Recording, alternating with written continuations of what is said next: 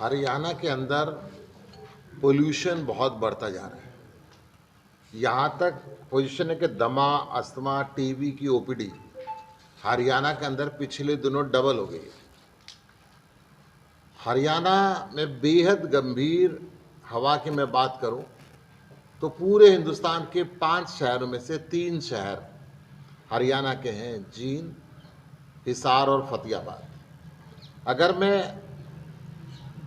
52 जिले जो प्रदूषित हैं हिंदुस्तान के अंदर, उसमें से 20 जिले हरियाणा के हैं।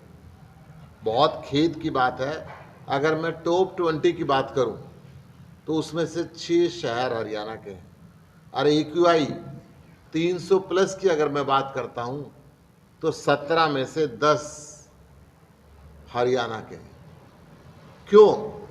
क्योंकि हरियाणा सरकार ने कहा था कि पराली जलाना बिल्कुल बंद करा देंगे। इसके दावे फेल होते नजर आ रहे हैं। हर रोज किसान पराली जलाने के लिए मजबूर है हरियाणा के अंदर, और करोड़ों रुपए हरियाणा सरकार ने जो इस प्रोजेक्ट के लिए माने थे वो बर्बाद होते जा रहे हैं। हरियाणा के किसानों को बेलर मशीन उपलब्ध नहीं हो पा रही है। सरकार उपलब्ध कराने में पूरी तरह विफल हो चुकी है। पराली को लेकर सरकार किसानों पे जुर्माना तो लगा रही है, परंतु किसान को राहत पहुंचाने के लिए ताकि वो पराली ना जलाए, ऐसा कोई कदम हरियाणा सरकार का उठ नहीं पा रहा है। क्योंकि किसान चाहता नहीं कि पराली जलाए, परंतु मजबूरी है उसकी, क्योंकि सरकार ने उसको कोई संसाधन उपलब्ध नहीं कराए।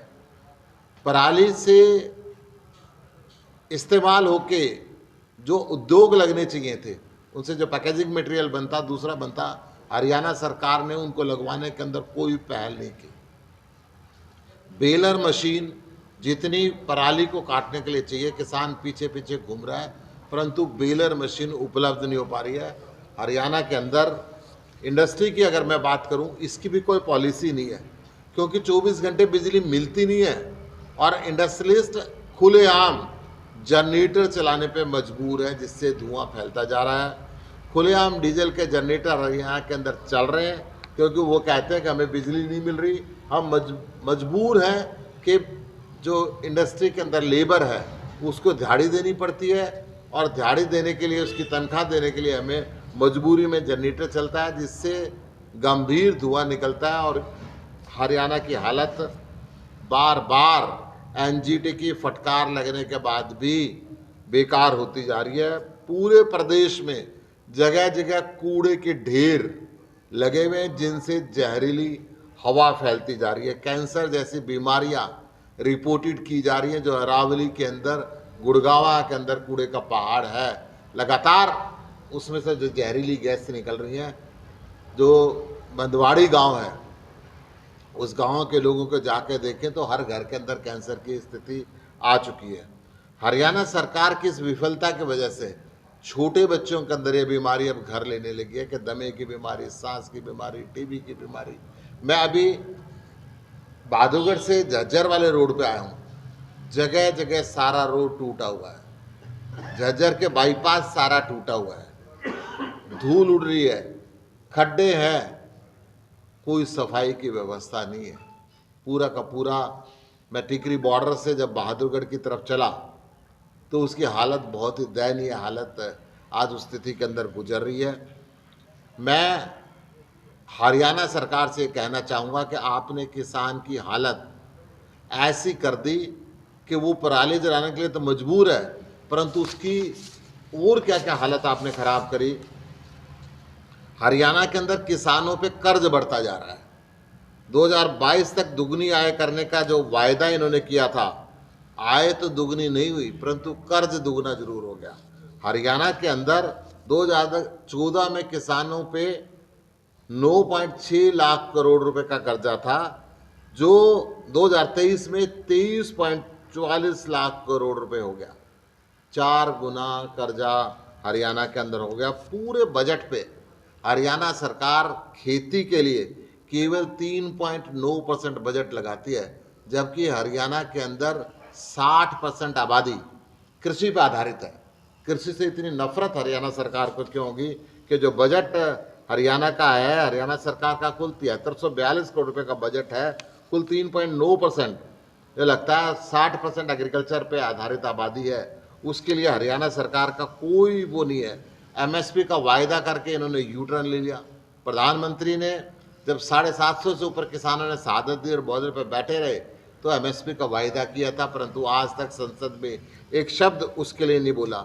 लाखों एकड़ जमीन हरियाणा के अंदर पानी में जमी जोंद हो गई है, उस पर फसल नहीं उगती, परंतु उसको पानी को निकालने का, मैं हिसार जिले के अंदर बैठा हूँ, झज्जर जिले के अंदर बैठा हूँ, झज्जर जिले के अंदर ही पास के गांव में मैं गया हूँ कि जमीन बहुत पानी में डूबी हुई है, परंतु हरियाणा सरकार उसको निकालने के अंदर कोई भी इंटरेस्ट नहीं ले रही है। फसल खराब हो जाती है, मुआवजा 2-2 साल नहीं मिलता। अभी जमुना का रेत खेतों पर चढ़ गया, पिछली फसल खराब हुई, अगला रेत उठाने। तो मैं ये कह रहा हूँ कि किसान, फिर हरियाणा सरकार चाहते कि किसान पराली को काटे। किसान के पास इतने संसाधन नहीं है, वो पहले ही कर्ज के अंदर डूबा हुआ है। पराली को जैसे दिल्ली सरकार ने डिकम्पोज दिया, पराली खेत के अंदर ही खाद बन गई, दिल्ली सरकार ने किसानों को प्रोत्साहन दिया। इसी प्रकार हरियाणा सरकार को भी कृषि पर आधारित उद्योग लगाने चाहिए, पराली पर आधारित उद्योग लगाने चाहिए, बेलर मशीन पूरी उपलब्ध करानी चाहिए। किसान मजबूर है, चारों तरफ पराली का धुआं, जहरीला धुआं हरियाणा के अंदर फैलता जा रहा है, और यही कारण है कि पूरे के पूरे देश के अंदर आज जो डाटा नेशनल डेलीज के अंदर पब्लिश हो रहा है, हरियाणा सबसे प्रदूषित राज्य बन गया। कल केंद्रीय मंत्री अमित शाह आए थे और मुख्यमंत्री ने अपना 9 साल का जो ब्यौरा उनको दिया, वो लगातार कहते रहे कि हरियाणा सरकार ने बड़ी उपलब्धियां हैं, लगातार बीपीएल पे वो बोलते रहे, लगातार किसानों पर वो बोलते रहे। साथ ही उन्होंने 3000 रुपये वृद्धा पेंशन की भी एक मन से घोषणा की। उसको किस तरह से देखते हैं? देखिए, अब भारतीय जनता पार्टी अपनी जमीन खो चुकी है। केंद्रीय गृह मंत्री, मुख्यमंत्री और सारे मंत्रालय इनके आने के बाद भी करनाल के अंदर कुर्सियां खाली थी। जो कुर्सियां भरी वो सरकारी कर्मचारियों के द्वारा भरी, अध्यापकों की ड्यूटी लगाई गई कि आप बस भर के लाओ। ये बहुत ही दयनीय स्थिति आज भारतीय जनता पार्टी के हरियाणा के अंदर है। सरकार को पराली खरीदनी चाहिए। सरकार को पराली पे आधारित उद्योग लगाने चाहिए।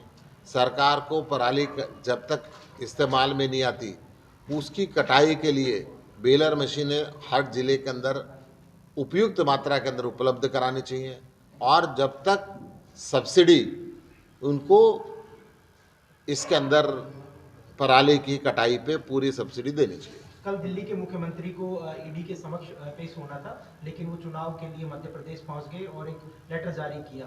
तो किस तरह से देखते हैं? भारतीय जनता पार्टी आरोप लगा रही है कि अगर वो गुनाहगार नहीं है तो ईडी के समक्ष अपने बयान दे और वो अपने पेश होंगे। देखिए, आम आदमी पार्टी कभी भी किसी भी नोटिस से भागी नहीं है। वो नोटिस डिफेक्टिव था, वो राजनीति से प्रेरित था। नोटिस अरविंद केजरीवाल को मिलने से पहले भाजपा के लोग कह रहे थे कि आज ईडी का नोटिस इनको आएगा और इनको गिरफ्तार किया जाएगा। वो नोटिस कई तरीके से डिफेक्टिव था, जो उन्होंने लिख के भेजा, उसमें नहीं लिखा था कि उनको बतौर गवाह बुलाया जा रहा है, कि बतौर संदिग्ध बुलाया जा रहा है। उसके अंदर नहीं लिखा था कि वो इंडिविजुअल कैपेसिटी के अंदर बुलाया जा रहा है, जब मुख्यमंत्री के कैपेसिटी के अंदर बुलाया जा रहा है, या आम आदमी पार्टी का राष्ट्रीय संयोजक के नाते बुलाया जा रहा है। भारतीय जनता पार्टी कई बार कोशिश कर चुकी है झूठे केस बना बना के कि आम आदमी पार्टी को ख़त्म करें। दिल्ली के अंदर इन्होंने कोशिश करी, परंतु दिल्ली की जनता ने 3 बार इनको फेल किया। 3 बार, तीसरी बार लगातार सरकार बनी। इन्होंने पंजाब के अंदर रोकने की कोशिश की, पंजाब की जनता ने नहीं रोकने दिया। फिर गुजरात के अंदर जब हम गए और 41 लाख वोट ली, तब भारतीय जनता पार्टी को लगा कि ये संवैधानिक रास्ते से हमें नहीं रोक सकते। फिर इन्होंने सत्येंद्र जैन जी को गिरफ्तार किया, फिर मनीष सिसोदिया को गिरफ्तार किया, फिर संजय सिंह जी को गिरफ्तार किया, और अब अरविंद केजरीवाल जी को गिरफ्तार करना चाहते हैं। परंतु आम आदमी पार्टी हमेशा हर लड़ाई के लिए तैयार है। आज तक इनको 1 रुपया कहीं मिला नहीं। सुप्रीम कोर्ट ने भी कहा कि आपका केस 2 दिन से ज़्यादा चलने वाला नहीं है, इस पर कहीं मनी ट्रेल नहीं है।